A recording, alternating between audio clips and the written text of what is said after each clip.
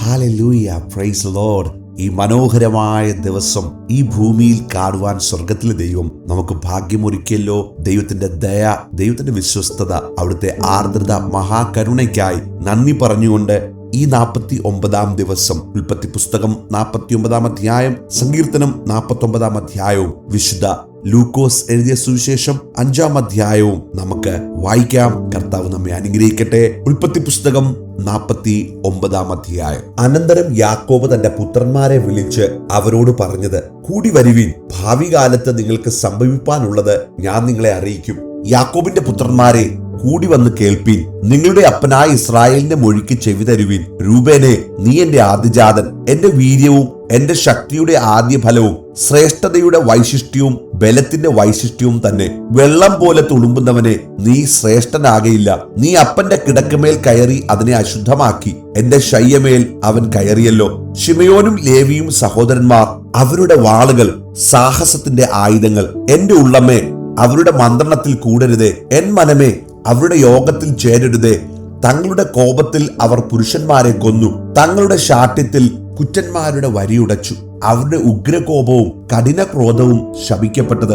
ഞാൻ അവരെ യാക്കോബിൽ പകുക്കുകയും ഇസ്രായേലിൽ ചിതറിക്കുകയും ചെയ്യും. യഹൂദയെ, സഹോദരന്മാർ നിന്നെ പുകഴ്ത്തും. നിന്റെ കൈ ശത്രുക്കളുടെ കഴുത്തിലിരിക്കും. അപ്പന്റെ മക്കൾ നിന്റെ മുമ്പിൽ നമസ്കരിക്കും. യഹൂദ ഒരു ബാലസിംഹം. മകനെ, നീ ഇരപിടിച്ചു കയറിയിരിക്കുന്നു. അവൻ കുനിഞ്ഞ സിംഹം പോലെയും സിംഹി പോലെയും പതുങ്ങിക്കിടക്കുന്നു. ആർ അവനെ എഴുന്നേൽപ്പിക്കും? അവകാശമുള്ളവൻ വരുവോളം ചെങ്കോൽ യഹൂദയിൽ നിന്നും രാജദണ്ഡ് അവന്റെ കാലുകളുടെ ഇടയിൽ നിന്നും നീങ്ങിപ്പോകുകയില്ല. ജാതികളുടെ അനുസരണം അവനോടാകും. അവൻ മുന്തിരിവള്ളിയോട് ചെറുകഴുതയെയും വിശിഷ്ട മുന്തിരിവള്ളിയോട് കഴുതക്കുട്ടിയെയും കെട്ടുന്നു. അവൻ വീഞ്ഞിൽ തന്റെ ഉടുപ്പും ദ്രാക്ഷാരസത്തിൽ തന്റെ വസ്ത്രവും അലക്കുന്നു. അവന്റെ കണ്ണു വീഞ്ഞുകൊണ്ട് ചുവന്നും അവന്റെ പല്ല് പാലുകൊണ്ട് വെളുത്തും ഇരിക്കുന്നു. സെബൂലൂൻ സമുദ്രതീരത്ത് വസിക്കും. അവൻ കപ്പൽ തുറമുഖത്ത് പാർക്കും. അവന്റെ പാർശ്വം സീദോൻ വരെയാകും. ഇസാഖാർ അസ്ഥിബലമുള്ള കഴുത. അവൻ തൊഴുത്തുകളുടെ മധ്യേ കിടക്കുന്നു. വിശ്രാമം നല്ലതെന്നും ദേശം ഇമ്പമുള്ളതെന്നും കണ്ട് അവൻ ചുമടിന് ചുമൽ കൊടുത്ത് ഊഴിയത്തിന് ദാസനായി തീർന്നു. ദാൻ ഏതൊരു ഇസ്രായേല്യ ഗോത്രവും പോലെ സ്വജനത്തിന് ന്യായപാലനം ചെയ്യും. ദാൻ വഴിയിൽ ഒരു പാമ്പും പാതയിൽ ഒരു സർപ്പവുമാകുന്നു. അവൻ കുതിരയുടെ കുതികാൽ കടിക്കും. പുറത്ത് കയറിയവൻ മലർന്നു വീഴും. യഹോവേ, ഞാൻ നിന്റെ രക്ഷയ്ക്കായി കാത്തിരിക്കുന്നു. ഗാദോ കവർച്ചപ്പട അവനെ ഞെരുക്കും. അവനോ അവരുടെ പിൻപടയെ ഞെരുക്കും. ആശേരോ, അവന്റെ ആഹാരം പുഷ്ടിയുള്ളത്. അവൻ രാജകീയ സ്വാദുഭോജനം നൽകും. നഫ്താലി സ്വതന്ത്രയായി നടക്കുന്ന പേടമാൻ. അവൻ ലാവണ്യ വാക്കുകൾ സംസാരിക്കുന്നു. യോസേഫ് ഫലപ്രദമായ ഒരു വൃക്ഷം, നീരുറവിനരികെ ഫലപ്രദമായ ഒരു വൃക്ഷം തന്നെ. അതിന്റെ കൊമ്പുകൾ മതിലിന്മേൽ പടരുന്നു. വില്ലാളികൾ അവനെ വിഷമിപ്പിച്ചു. അവർ എയ്തു അവനോട് പൊരുതു. അവന്റെ വില്ല് ഉറപ്പോടെ നിന്നു. അവന്റെ ഭുജം യാക്കോബിൻ വല്ലഭന്റെ കൈയാൽ ബലപ്പെട്ടു. ഇസ്രായേലിന്റെ പാറയായ ഇടയന്റെ നാമത്താൽ തന്നെ. നിൻ പിതാവിന്റെ ദൈവത്താൽ അവൻ നിന്നെ സഹായിക്കും. സർവശക്തനാൽ തന്നെ അവൻ മീതെ ആകാശത്തിന്റെ അനുഗ്രഹങ്ങളാലും താഴെ കിടക്കുന്ന ആഴത്തിന്റെ അനുഗ്രഹങ്ങളാലും മുലയുടെയും ഗർഭത്തിന്റെയും അനുഗ്രഹങ്ങളാലും നിന്നെ അനുഗ്രഹിക്കും. നിൻ പിതാവിന്റെ അനുഗ്രഹങ്ങൾ എൻ ജനകന്മാരുടെ അനുഗ്രഹങ്ങൾക്ക് മീതെ ശാശ്വത ഗിരികളുടെ അറ്റത്തോളം പ്രബലപ്പെട്ട് അവ യോസേഫിന്റെ തലയിലും തന്റെ സഹോദരന്മാരിൽ പ്രഭുവായവന്റെ നെറുകയിലും വരും. ബെന്യാമീൻ കടിച്ചു കീറുന്ന ചെന്നായി. രാവിലെ അവൻ ഇരപിടിച്ചു വിഴുങ്ങും. വൈകുന്നേരത്ത് അവൻ കവർച്ച പങ്കിടും. ഇസ്രായേൽ ഗോത്രം 12 ഇവയാകുന്നു. അവരുടെ പിതാവ് അവരോട് പറഞ്ഞത് ഇതുതന്നെ. അവൻ അവരിൽ ഓരോരുത്തന് അവനവന്റെ അനുഗ്രഹം കൊടുത്ത് അവരെ അനുഗ്രഹിച്ചു. അവൻ അവരോട് ആജ്ഞാപിച്ചു പറഞ്ഞത്: ഞാൻ എന്റെ ജനത്തോട് ചേരുമ്പോൾ നിങ്ങൾ ഹിത്യനായ എഫ്രാന്റെ നിലത്തിലെ ഗുഹയിൽ എന്റെ പിതാക്കന്മാരുടെ അടുക്കൽ എന്നെ അടക്കേണം. കനാൻ ദേശത്ത് മമ്രയ്ക്ക് സമീപം അബ്രഹാം ഹിത്യനായ എഫ്രോനോട് നിലത്തോടുകൂടെ ശ്മശാന ഭൂമിയായി ജന്മം വാങ്ങിയ മക്പേല എന്ന നിലത്തിലെ ഗുഹയിൽ തന്നെ. അവിടെ അവർ അബ്രഹാമിനെയും അവന്റെ ഭാര്യയായ സാറയെയും ഇസ്ഹാക്കിനെയും അവന്റെ ഭാര്യയായ റിബേക്കയും അടക്കി. അവിടെ ഞാൻ ലേയെയും അടക്കി. ആ നിലവും അതിലെ ഗുഹയും ഹിത്യരോട് വിലയ്ക്ക് വാങ്ങിയതാകുന്നു. യാക്കോബ് തന്റെ പുത്രന്മാരോട് ആജ്ഞാപിച്ചു തീർന്ന ശേഷം അവൻ കാൽ കട്ടിലിന്മേൽ എടുത്തു വെച്ചിട്ട് പ്രാണനെ വിട്ട് തന്റെ ജനത്തോട് ചേർന്നു.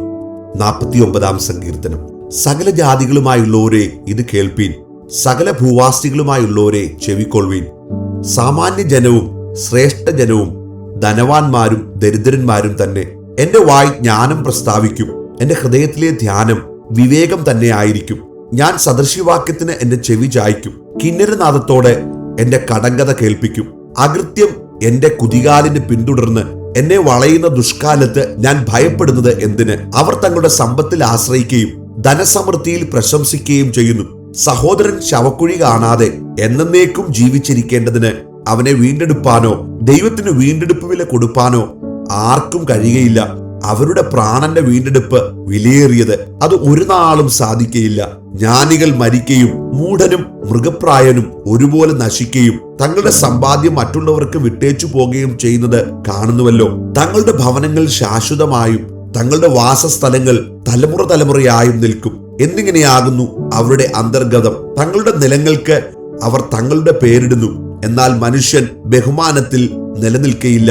അവൻ നശിച്ചു പോകുന്ന മൃഗങ്ങൾക്ക് തുല്യൻ. ഇത് സ്വയാശ്രയക്കാരുടെ ഗതിയാകുന്നു. അവരുടെ അനന്തരവരോ അവരുടെ വാക്കുകളിൽ ഇഷ്ടപ്പെടുന്നു. അവരെ പാതാളത്തിന് ആടുകളായി ഏൽപ്പിച്ചിരിക്കുന്നു. മൃത്യു അവരെ മേയിക്കുന്നു. നേരുള്ളവർ പുലർച്ചയ്ക്ക് അവരുടെ മേൽ വാഴും. അവരുടെ രൂപം ഇല്ലാതെയാകും. പാതാളം അവരുടെ പാർപ്പിടം. എങ്കിലും എന്റെ പ്രാണനെ ദൈവം പാതാളത്തിന്റെ അധികാരത്തിൽ നിന്ന് വീണ്ടെടുക്കും. അവൻ എന്നെ കൈക്കൊള്ളും. ഒരുത്തൻ ധനവാനായി തീർന്നാലും അവന്റെ ഭവനത്തിന്റെ മഹത്വം വർദ്ധിച്ചാലും നീ ഭയപ്പെടരുത്. അവൻ മരിക്കുമ്പോൾ യാതൊന്നും കൊണ്ടുപോകുകയില്ല. അവന്റെ മഹത്വം അവനെ പിൻചെല്ലുകയുമില്ല.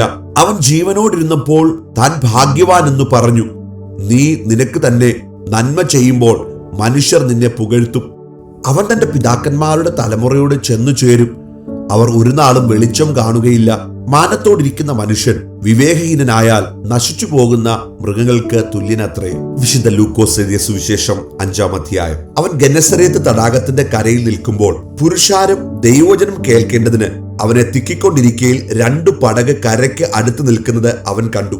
അവയിൽ നിന്ന് മീൻപിടിക്കാർ ഇറങ്ങി വല കഴുകുകയായിരുന്നു. ആ പടകുകളിൽ ശീമോൻ ഉള്ളതായ ഒന്നിൽ അവൻ കയറി കരയിൽ നിന്ന് അല്പം നീക്കേണമെന്ന് അവനോട് അപേക്ഷിച്ചു. അങ്ങനെ അവൻ പടകിലിരുന്ന് പുരുഷാരത്തെ ഉപദേശിച്ചു. സംസാരിച്ചു തീർന്നപ്പോൾ അവൻ ശീമോനോട് ആഴത്തിലേക്ക് നീക്കി മീൻപിടുത്തത്തിന് വലയിറക്കുവിൻ എന്ന് പറഞ്ഞു. അതിന് ശീമോൻ, നാഥാ, ഞങ്ങൾ രാത്രി മുഴുവനും അധ്വാനിച്ചിട്ടും ഒന്നും കിട്ടിയില്ല. എങ്കിലും നിന്റെ വാക്കിന് ഞാൻ വലയിറക്കാമെന്ന് ഉത്തരം പറഞ്ഞു. അവർ അങ്ങനെ ചെയ്തപ്പോൾ പെരുത്ത മീൻകൂട്ടം അകപ്പെട്ട് വല കീറാറായി. അവർ മറ്റേ പടകിലുള്ള കൂട്ടാളികൾ വന്ന് സഹായിപ്പാൻ അവരെ മാടി വിളിച്ചു. അവർ വന്ന് പടക് 2 മുങ്ങുമാറാകുവോളം നിറച്ചു. ശീമോൻ പത്രോസ് അത് കണ്ടിട്ട് യേശുവിന്റെ കാൽക്കൽ വീണു. കർത്താവേ, ഞാൻ പാപിയായ മനുഷ്യനാകൊണ്ട് എന്നെ വിട്ടു പോകണമേ എന്ന് പറഞ്ഞു. അവർക്കുണ്ടായ മീൻപിടുത്തത്തിൽ അവനും അവനോട് കൂടെ ഉള്ളവർക്ക് എല്ലാവർക്കും സംഭ്രമം പിടിച്ചിരുന്നു. ശീമോന്റെ കൂട്ടാളികളായ യാക്കോബ്, യോഹന്നാൻ എന്ന സെബദി മക്കൾക്കും ഔവണ്ണം തന്നെ. യേശു ശീമോനോട്, ഭയപ്പെടേണ്ട, ഇന്നു മുതൽ നീ മനുഷ്യരെ പിടിക്കുന്നവൻ ആകും എന്ന് പറഞ്ഞു. പിന്നെ അവർ പടകുകളെ കരയ്ക്ക് അടുപ്പിച്ചിട്ട് സകലവും വിട്ട് അവനെ അനുഗമിച്ചു. അവൻ ഒരു പട്ടണത്തിൽ ഇരിക്കുമ്പോൾ കുഷ്ഠം നിറഞ്ഞൊരു മനുഷ്യൻ യേശുവിനെ കണ്ട് കവിണ്ണു വീണു. കർത്താവേ, നിനക്ക് മനസ്സുണ്ടെങ്കിൽ എന്നെ ശുദ്ധമാക്കുവാൻ കഴിയുമെന്ന് അവനോട് അപേക്ഷിച്ചു. യേശു കൈ നീട്ടി അവനെ തൊട്ടു. എനിക്ക് മനസ്സുണ്ട്, ശുദ്ധമാക എന്ന് പറഞ്ഞു. ഉടനെ കുഷ്ഠം അവനെ വിട്ടുമാറി. അവൻ അവനോട്, ഇത് ആരോടും പറയരുത്, എന്നാൽ പോയി നിന്നെ തന്നെ പുരോഹിതനെ കാണിച്ച് അവർക്ക് സാക്ഷ്യത്തിനായി മോശ കൽപ്പിച്ചതുപോലെ നിന്റെ ശുദ്ധീകരണത്തിനുള്ള വഴിപാട് അർപ്പിക്ക എന്ന് അവനോട് കൽപ്പിച്ചു. എന്നാൽ അവനെക്കുറിച്ചുള്ള വർത്തമാനം അധികം പരന്നു. വളരെ പുരുഷാരം വചനം കേൾക്കേണ്ടതിനും തങ്ങളുടെ വ്യാധികൾക്ക് സൗഖ്യം കിട്ടേണ്ടതിനും കൂടി വന്നു. അവനോ നിർജ്ജനദേശത്തു വാങ്ങിപ്പോയി പ്രാർത്ഥിച്ചുകൊണ്ടിരുന്നു. അവനൊരു ദിവസം ഉപദേശിക്കുമ്പോൾ ഗലീലയിലും യഹൂദയിലുമുള്ള സകല ഗ്രാമത്തിൽ നിന്നും യെരുശലേമിൽ നിന്നും വന്ന പരീശന്മാരും ന്യായശാസ്ത്രിമാരും അവിടെ ഇരുന്നിരുന്നു. സൗഖ്യമാക്കുവാൻ കർത്താവിന്റെ ശക്തി അവനോടുകൂടെ ഉണ്ടായിരുന്നു. അപ്പോൾ ചില ആളുകൾ പക്ഷവാതം പിടിച്ച ഒരു മനുഷ്യനെ കിടക്കയിൽ എടുത്തുകൊണ്ടുവന്നു. അവനെ അകത്തു കൊണ്ടുചെന്ന് അവന്റെ മുമ്പിൽ വെപ്പാൻ ശ്രമിച്ചു. പുരുഷാരം ഹേതുവായി അവനെ അകത്തു കൊണ്ടുചെല്ലുവാൻ വഴി കാണാഞ്ഞിട്ട് പുരമേൽ കയറി ഓട് നീക്കി അവനെ കിടക്കയോടെ നടുവിൽ യേശുവിന്റെ മുന്നിൽ ഇറക്കി വെച്ചു. അവരുടെ വിശ്വാസം കണ്ടിട്ട് അവൻ, മനുഷ്യ, നിന്റെ പാപങ്ങൾ മോചിച്ചു തന്നിരിക്കുന്നു എന്ന് പറഞ്ഞു. ശാസ്ത്രിമാരും പരീശന്മാരും ദൈവദൂഷണം പറയുന്ന ഇവൻ ആർ? ദൈവം ഒരുവനല്ലാതെ പാപങ്ങളെ മോചിപ്പാൻ കഴിയുന്നവൻ ആർ എന്ന് ചിന്തിച്ചു തുടങ്ങി. യേശു അവരുടെ ചിന്തകളെ അറിഞ്ഞ അവരോട്, നിങ്ങൾ ഹൃദയത്തിൽ ചിന്തിക്കുന്നത് എന്ത്? നിന്റെ പാപങ്ങൾ മോചിച്ചു തന്നിരിക്കുന്നു എന്ന് പറയുന്നതോ എഴുന്നേറ്റ് നടക്ക എന്ന് പറയുന്നതോ ഏതാകുന്നു എളുപ്പമെന്ന് ചോദിച്ചു. എങ്കിലും ഭൂമിയിൽ പാപങ്ങളെ മോചിപ്പാൻ മനുഷ്യപുത്രന് അധികാരമുണ്ട് എന്ന് നിങ്ങൾ അറിയേണ്ടതിന് അവൻ പക്ഷപാതക്കാരനോട്, എഴുന്നേറ്റ് കിടക്ക എടുത്ത് വീട്ടിലേക്ക് പോക എന്ന് ഞാൻ നിന്നോട് പറയുന്നു എന്ന് പറഞ്ഞു.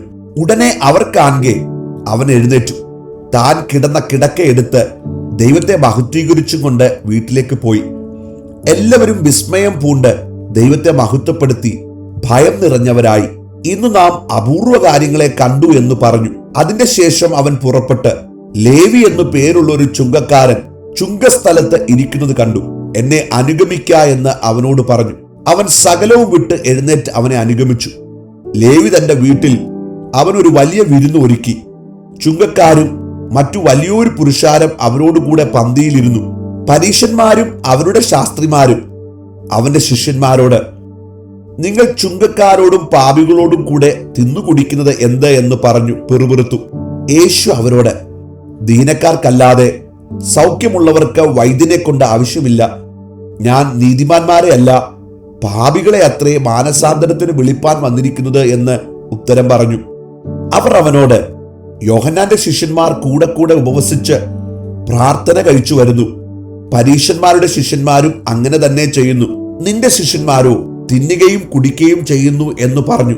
യേശു അവരോട്, മണവാളൻ തോഴ്മക്കാരോട് കൂടെ ഉള്ളപ്പോൾ അവരെ ഉപവാസം ചെയ്യിപ്പാൻ കഴിയുമോ? മണവാളൻ അവരെ വിട്ടുപിരിയേണ്ടുന്ന കാലം വരും, അന്ന് ആ കാലത്ത് അവർ ഉപവസിക്കും എന്ന് പറഞ്ഞു. ഒരു ഉപമയും അവരോട് പറഞ്ഞു. ആരും കൊടിത്തുണി കണ്ടം കീറിയെടുത്ത് പഴയ വസ്ത്രത്തോട് ചേർത്ത് തുന്നുമാറില്ല. തുന്നിയാലോ പുതിയത് കീറുകയും പുതിയ കണ്ടം പഴയതിനോട് ചേരാതിരിക്കുകയും ചെയ്യും. ആരും പുതിയ വീഞ്ഞ് പഴയ തുരുത്തിയിൽ പകരുമാറില്ല. പകർന്നാൽ പുതുവീഞ്ഞ് തുരുത്തിയെ പൊളിച്ച് ഒഴുകിപ്പോകും, തുരുത്തിയും നശിച്ചു പോകും. പുതുവീഞ്ഞ് പുതിയ തുരുത്തിയിൽ അത്രേ പകർന്നു വെക്കേണ്ടത്. പിന്നെ പഴയത് കുടിച്ചിട്ട് ആരും പുതിയത് ഉടനെ ആഗ്രഹിക്കുന്നില്ല, പഴയത് ഏറെ നല്ലത് എന്ന് പറയും. ആമേൻ, ആമേൻ, ആമേൻ.